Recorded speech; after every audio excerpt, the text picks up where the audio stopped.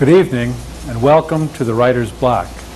I'm John Ronan, your host during these half-hour programs, during which I'll be interviewing writers about their craft and their ambitions, their careers in writing.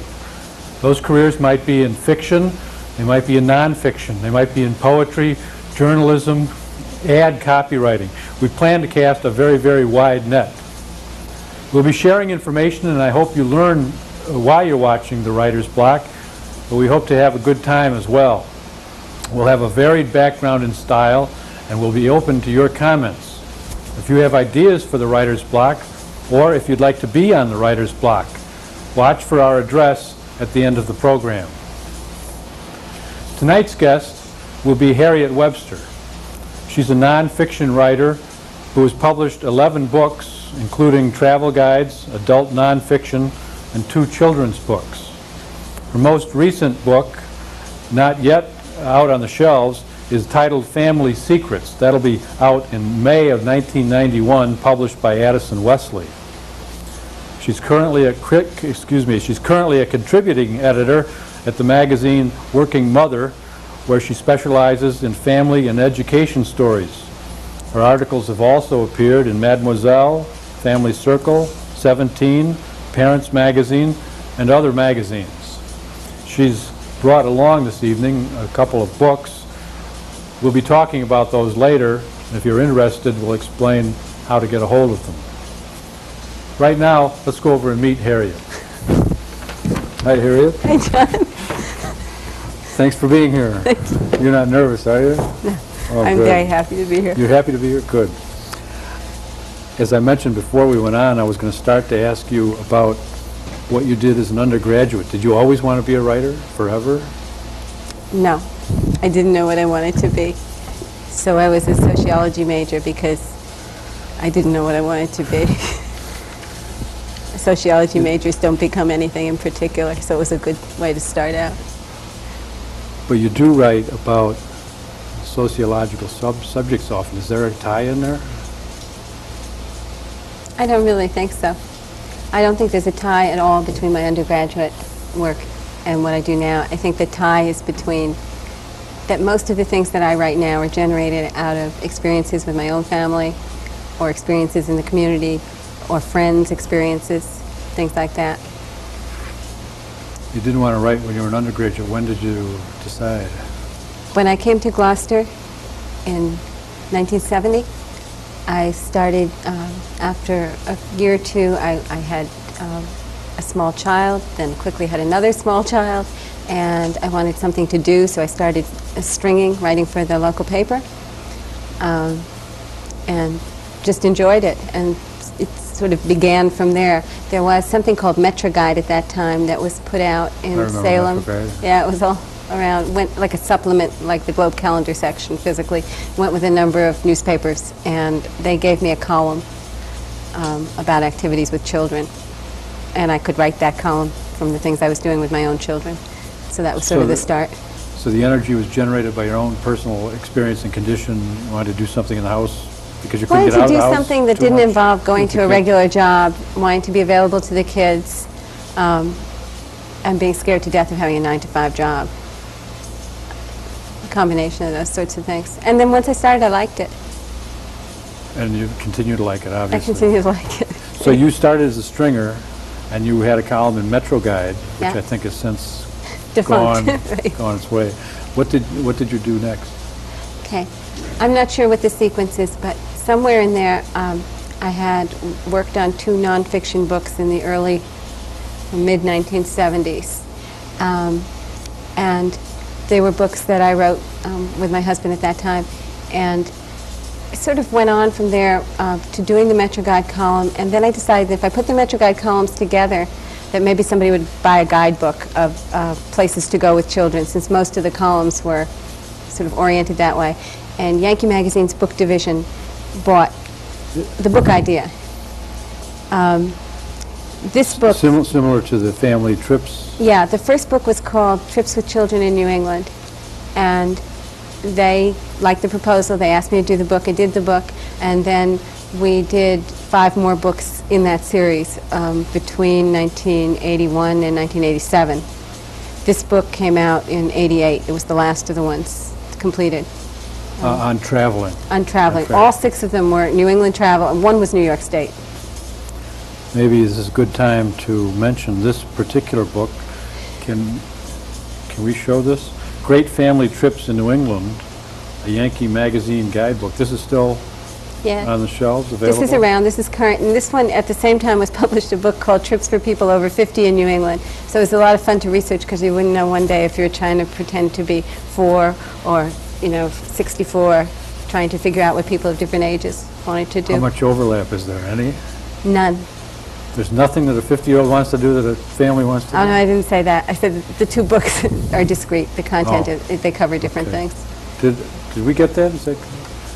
This is available from Yankee Books and available, I assume, at local bookstores, if not from Yankee Books, and directly, and it's $9.95? Yankee Books has since been sold, so it's available in bookstores, but not directly from Yankee Books, since Yankee Books is no longer associated with the magazine.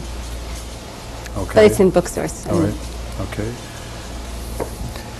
I don't want to put you on the spot by asking if you can remember each of the 11 titles, but what happened after the trip book sequence? Okay. After the trip books, at the same time as the last of the trip books, I was writing a children's book that you showed before, Winter Book, which is a nonfiction activity book, things to do with kids in the winter. This second book? It's a book about how the ideas of cold and scarcity affect how you think about your environment and what you do, how you live. And that book was published by Charles Scribner's and Sons, and it was interesting to do because it was different, because it was for children. And I did another one after that for them called Going Places that will... For Scribner. For Scribner's. That will also be out this spring of '91. And that's enough for children's books. Again. Yeah. So you have 2 books coming out this spring? Yeah. This is by Scribner's, Harriet's book titled Winter Book, and did I hold that long enough? Is we good there? Its price is very reasonable, $12.95. It's also available in paperback for $4.95. $4.95 in paperback. And that's on the shelves as well. Yeah. And that book is largely also the idea of doing things with your own kids and what other things can I do with them. And the book that follows this, the Going Places, is a book about traveling with kids and the kind of questions they ask, like what's under a manhole cover, things like that, when kids go to cities, country kids. The book that's coming out from The book that's Scribner's coming out from Scribner's in the spring. And Going Places, that's sort of an example of where a writer, I think, begins to lose control. I had a great title for Going Places, which was actually not my title, but was my son Ben's title, which was, Are We There Yet? Which seems to be the questions kids, the big question, but they wouldn't go for it. They chose Going Places. Did they give you a reason? No.